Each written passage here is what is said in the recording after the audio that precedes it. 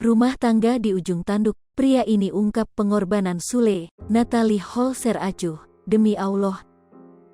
Nama Sule dan Natalie Holzer hingga kini masih terus jadi sorotan.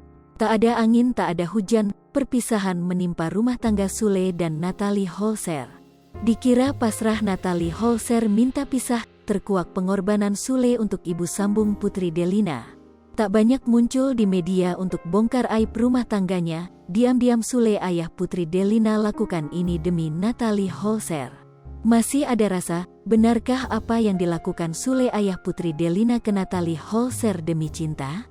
Apalagi selama ini rumah tangga Sule dan Natalie Holzer selalu terlihat adem ayem, sebelum omongan nyelekit Putri Delina bikin heboh netizen.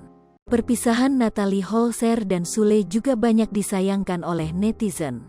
Uya Kuya termasuk salah satu orang yang turut jadi saksi soal rumah tangga Sule dan Natalie Holzer. Sule mulai aktif menghubungi Uya Kuya mengingat Astrid Kuya merupakan tante dari Natalie Holzer. Banyak yang menduga jika Sule meminta banyak saran dan pertimbangan dari istri Uya Kuya.